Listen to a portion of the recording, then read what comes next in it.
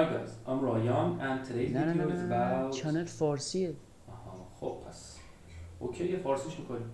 خب سلام بچه‌ها، من رایانم و میخوایم یک دوره کوچیک شروع کنیم، دوره گیت، و با هم دیگه بریم جلو. یه پلیلیست کوچیکیه برای گیت، حالا شاید هم بزرگ بشه، مشخص نیست، و میخوایم در مورد گیت کلا صحبت کنیم و آموزش گیت رو داشته باشیم. و به این صورته که حالا میخوایم خیلی کلیشه‌ای هم نباشه، میخوایم گیت رو بفهمیم و کاربرداشو و ازش استفاده کنیم و لذتش ببریم.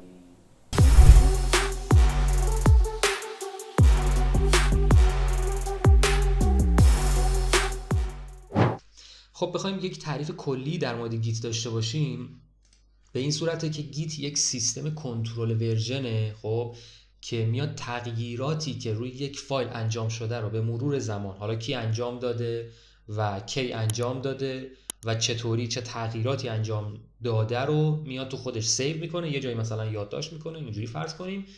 و از طرفی هم میتونیم با گیت بیایم کاری بکنیم که چند تا دیولپر، چند نفر مجزا روی یک پروژه کار بکنن، که خب این روی یک ریپازیتوری سیو میشه، روی یک مخزنی، که اون ریپازیتوری میتونه لوکال باشه روی سیستم خودتون، یا میتونه به صورت ریموت باشه، مثلا روی گیت لب باشه یا گیت هاب باشه یا ابزاری از این قبیل. هایی که گفتی یعنی چه؟ خب ما گفتیم که گیت در حقیقت یک نرم افزاره که میاد روی سیستم شما نصب میشه و خب اون نرم افزار رو میتونید روی سیستم نصب بکنید و بعدش شما میتونید حالا یک فایلی که اگر دارید یا یک فایل کد، فایل هر چیزی که هست فرقی نمیکنه، این فایل رو میتونید روی یک ریپازیتوری ذخیره کنید، لوکال توی سیستم خودتون داشته باشید. و بعدش حالا این که میخواید ذخیره کنید، یعنی اون فایلی که دارید و اول از همه شما یه ریپازیتوری میسازید، یعنی یک مخزن میسازید و میگید که این فایل توی اون ذخیره بشه. چطوری ذخیره بشه؟ شما اول از همه باید اون فایل رو حالا اد کنید، بعدش یک لیبلی روش میزنید و بعدش میتونید حالا بفرستید به ریپازیتوری های ریموت مثل گیت هاب، گیت لب یا هر چی که از این نوع هست، و آخرش هم حالا با یک گیت پوش این رو میفرستید به اون ریپازیتوری ریموت.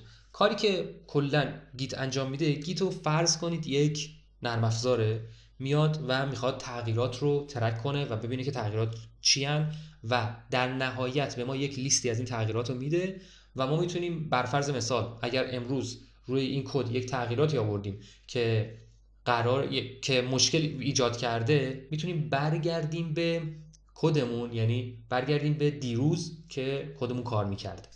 خب و گفتیم که با گیت اینیت میتونیم یک ریپوزیتوری ایجاد بکنیم، گیت اد اون فایل های تغییر داده شده رو به این ریپوزیتوری اضافه میکنه و گیت کامیت یک برچسبی روشون میزنه که مثلا میگه آقا من این فایل ها رو تغییر دادم به خاطر اینکه مثلا میخواستم فیچر لوکیشن رو درست کنم، و بعدش هم گیت پوش که حالا میفرسته توی ریموت ریپوزیتوری.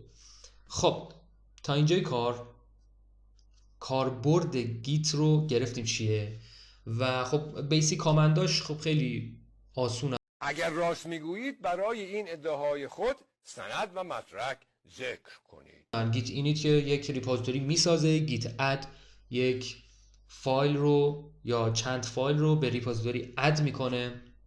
گیت استاتوس اون رو میگه که آقا مثلا الان فایل هایی که چینج شدن و اد نشدن، فایل هایی که کامیت شدن، فایل هایی که کامیت نشدن، اصلا تو چه استاتوسی هستیم، استاتوس رو به اون میگه. گیت کامیت کار برچسب زنی رو میکنه تقریبا، که همون برچسب میزنه که آقا این تغییراتی که اضافه شده اینه. و گیت پوش هم که میفرسته توی ریپوزیتوری ریموت. گیت پول تغییراتی که روی ریپوزیتوری ریموت، مثلا من یک کدی دارم که یک شخص دیگه‌ای توی اون ریپوزیتوری، یعنی تو خونش یک تغییراتی داده و اد کرده، پوش کرده توی اون ریپوزیتوری ریموت. حالا من چون اون تغییرات دارم باید گیت پول بزنم که اون تغییرات رو روی ریپوزیتوری خودم تو خونم توی پیسیم داشته باشم که بعد بتونم حالا تغییراتی بدم و از این قبیل. گیت کلونم که به صورت کامل یک ریپوزیتوری و یک کپی از ریپوزیتوری توی سیستم برای ما میسازه توی اون پی سی که داریم. خب این تا اینجای کار. و خب نصبش هم که خب خیلی آسونه. برای مک و ویندوز یک فایل نصبی داره که خب میگیریم نصب میکنیم. برای لینوکسیا که از پکیج منیجرها میتونن استفاده کنن، اپتو یام که اینستالش کنن و به همین راحتی. خب حالا میخوایم بریم برای ویندوز نصبش کنیم و باهاش یه مقداری کار کنیم و ببینیم که چطوریه. بریم ویدیو بعدی.